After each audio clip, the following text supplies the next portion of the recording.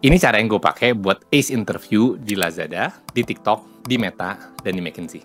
Di video kali ini gue jelasin caranya supaya lo bisa ace interview lo yang selanjutnya, metode apa yang lo mesti lo pakai, cara ngejelasinnya gimana, sudut pandangnya si employer gimana, lo mesti ngapain, dan tips-tips berguna lainnya. Jadi, kalau misalkan kita mau untuk interview, itu ada salah satu gaya untuk ketika kita masuk ke dalam sebuah sesi interview untuk bisa mempresentasikan jawaban kita dengan jauh lebih terstruktur. Formatnya itu adalah STAR atau STAR disingkatnya. Kadang juga gue pakai CAR, CAR. Sebenarnya itu sama-sama aja sih. CAR itu adalah Context, Action, Results. Sedangkan kalau misalkan STAR itu adalah Situation, Task, action sama result. Ujung-ujungnya dunianya sama, nggak ada bedanya.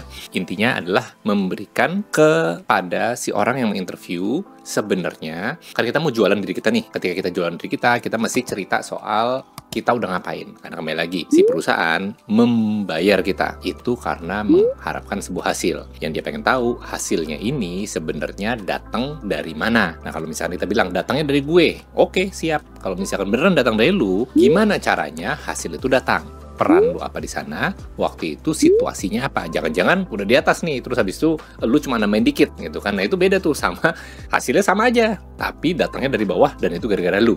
Oke, jadi sebenarnya cuma itu doang yang mau kita sampaikan. Jadi sebenarnya kenapa jawabannya dengan format itu penting, karena kembali lagi si perusahaan itu mau ngebeli lu, mau ngebeli gue, dan ketika mereka mau subscribe nih ke kita, mereka itu sebenarnya pengen tahu nilai kita itu sebesar apa, dan dia pengen tahu sebelum kita tanda tangan nih sama dia. Karena kalau misalkan udah tanda tangan ribet nih nanti di belakang, bisa terjadi berbagai macam hal yang tidak diinginkan kalau misalkan tidak dijaga dengan baik. Nah, jadi artinya dia mencoba untuk mencari tahu sebanyak-banyaknya sebenarnya kita itu membawa nilai sebesar apa dan bagaimana caranya, dan peran kita itu apa. Format itu tadi penting, itu gara-gara itulah yang memberikan si perusahaan itu tahu. Karena kalau cuma result doang, misalkan kita cerita ya, Pak, Bu, saya sejak di hire, saya bisa menaikkan pendapatan perusahaan sebesar 53%, misalkan gitu. Ketika kita cerita itu, si perusahaan, kalau misalkan dia jeli nih, nah ketika kita bilang jeli itu maksudnya ini ada berapa perusahaan-perusahaan, terutama tech company yang udah menerapkan best practice STAR atau CAR nih tadi ya, dan mereka pengen tahu lebih tuh, 53% ini itu hasil yang gimana. Karena cuma 53% doang, itu bukan artinya itu bagus ataupun jelek. Jadi mereka mesti tahu konteksnya. Nah, katakanlah misalkan 53%, tapi Pak, Bu, biasanya perusahaan itu tumbuh 25%. Waduh, 2 kali lipat nih sejak ada orang ini. Oke, sekarang hanya karena ada orang ini, itu belum tentu loh artinya dia berperan yang paling besar. Bisa jadi dia kebetulan aja di sana, bisa jadi. Oke, jadi si orang ini hanya terasosiasi sama si 53% itu tadi, tapi bukan dia penyebabnya. Bisa jadi. Nah, jadi makanya si perusahaan akan bertanya lagi, kamu tuh ngapain 53% ini tadi, dan peran kamu apa? Ya, dia mesti tahu itu supaya dia bisa nyambung-nyambungin nih, sebenarnya 53% ini beneran kagak datangnya dari orang ini. Jangan-jangan dia cuma duduk manis doang, temennya yang kerja capek-capek. Bisa jadi tuh. Makanya dia perlu tahu nih sebenarnya kamu ngapain. Dan ketika ditanya ngapain nih tadi, si perusahaan itu juga pengen tahu kenapa kamu melakukannya begitu, seperti itu, di waktu itu. Kenapa? Gitu. Karena dia juga pengen tahu. Kenapa itu penting buat perusahaan? Karena dia juga pengen tahu sebenarnya actionnya ini. Karena kan dia tahu nih, ketika seorang talenta itu berkarya di dalam perusahaan ini, dan kemudian dia melakukan sebuah aksi, inisiatif, dan segala macam, itu pasti ada latar belakang, itu udah pasti. Jadi nggak mungkin dia tiba-tiba bangun, tidur, terus habis itu dia langsung ngambil inisiasi ini. Kan nggak begitu ceritanya kan. Dia pasti ada sebuah pikiran, karena ada sebuah masalah. Nah, si perusahaan ini pengen tahu sebuah masalah ini sebenarnya apa, berapa besar, siapa yang mencetuskan, siapa yang mengidentifikasi, supaya ketahuan lebih jelas lagi sebenarnya 53% ini itu datangnya dari apa saja sih. Dan si orang ini tadi yang nyebut 53% ini tadi, itu lokasinya di mana, dan dia punya peran tuh seberapa penting dalam inisiasi ini. Jadi, si perusahaan itu selain menggunakan STAR ini tadi, itu mereka sebenarnya ada beberapa teknik lagi yang mereka bisa terapkan. Nah, ini yang juga gue terapin ketika gue hiring, gue TikTok, baik ini buat tim SMB Indonesia yang gue pimpin, ataupun buat tim di mancanegara, karena gue juga ada handle tim Asia Pasifik. Ketika gue nyari talenta, gue nyari 3 hal. Gue mencari energi, gue mencari intelligence, sama gue mencari integrity. Ini bukan gue yang come up, ini konsep yang gue dapat dapat dari Satya Nadella, pemimpinnya Microsoft. Dan menurut gue itu benar, high performer itu ujung-ujungnya punya 3 hal ini tadi, dan integrity itu yang paling penting, karena kalau misalkan lu punya orang yang berenergi, orang yang intelligence tapi psikopat, lu ditusuk dari belakang dengan cepat lagi dan perusahaan di take over. Jadi 3 ini yang ujung-ujungnya penting, sedangkan yang star itu tadi itu menunjukkan lebih ke arah impact, ke arah intelligence, seberapa jelas penjelasan lu ketika lu menjawab interview itu tadi. Nah, kembali lagi ya, hanya intelligence saja nggak cukup, kita perlu identify energi, kita perlu identify integrity. Nah, makanya itu istilahnya buzzwordnya nih, reading between the lines, itu penting buat interviewnya, karena di sini orang yang nggak bisa bohong dan kita pengen lihat itunya. Oke, nah caranya kita mengidentifikasi itu sebenarnya kita melihat contoh nih integrity ya, kita ngeliat konsistensinya dari beberapa pertanyaan kita. Pertanyaan ini mungkin bagi para interviewee yang lagi interview, mereka nggak tahu sebenarnya itu sedang terjadi. Wah, contoh yang project itu tadi.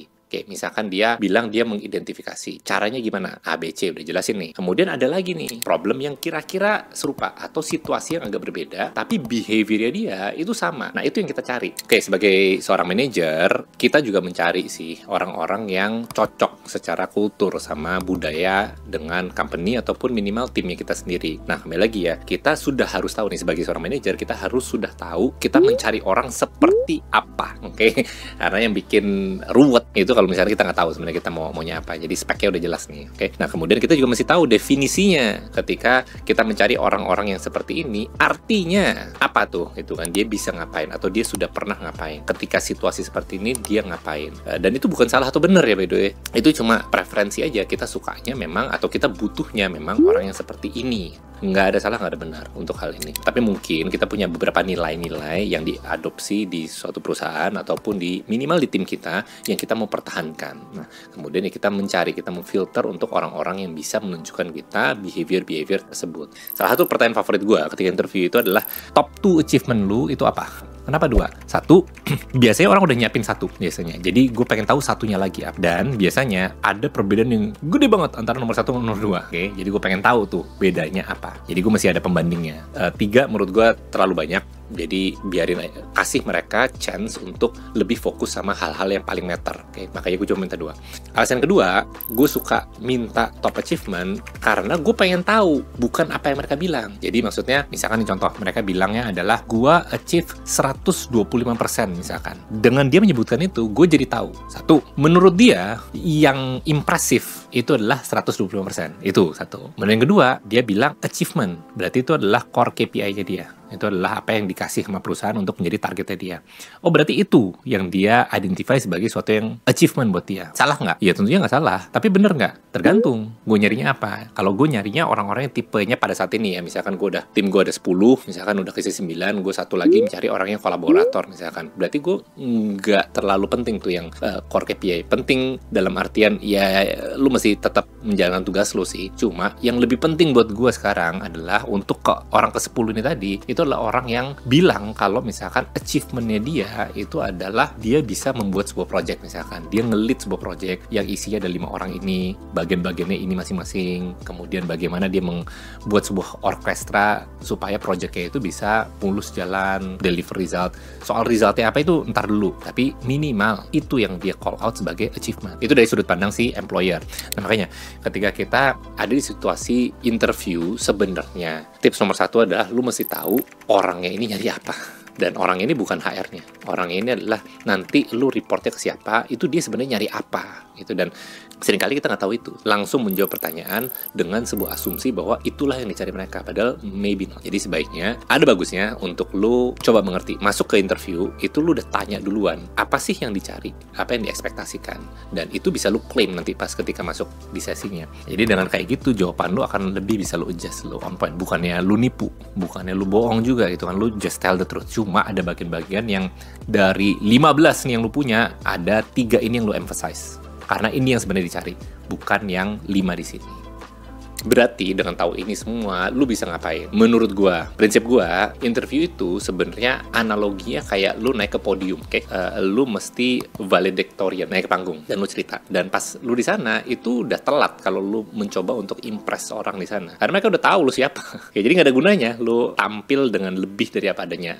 Yang ada itu nanti lu kena masalah sendiri di one day nanti. Jadi yang perlu kita lakukan hanyalah menjadi diri sendiri di situ dan cerita aja apa adanya. Kalau lu mau mau bikin orang impress, PR lu itu bukan pas di interview. PR lu itu ada di sebelum interview. Sebelumnya itu lu mesti kerja yang lebih keras, lu mesti lebih pintar lagi, lu mesti lebih jeli lagi melihat masalah, lu lebih rajin lagi untuk identifikasi dan menyelesaikan masalah, dan mesti lebih kolaboratif lagi untuk ajak orang-orang, kira-kira gitu lah ya. Nah, sebenarnya PR-nya itu di situ. Ketika sesi interview yang lu lakukan, lu hanya ngambil nih bahan-bahan dari yang udah lu kumpulin kemarin, terus habis itu lu rangkum jadi sebuah cerita dalam format STAR itu tadi, yang menceritakan sejujurnya dan sejelas mungkin apa yang lu lakukan dan menurut lu kontribusinya apa. Sebagai orang yang sekarang udah tahu nih soal si STAR, reading between the lines itu tadi, lu nggak bisa bohong gitu pas interview. Kalaupun orangnya bisa lu bohongin, ujung-ujungnya itu nanti lu akan ditagih one day, one way or another, lu bakal ditagih. Jadi saran gue adalah lu ceritain aja apa adanya, kerjain PR lu sebelumnya, supaya ketika lu cerita, lu bisa tampil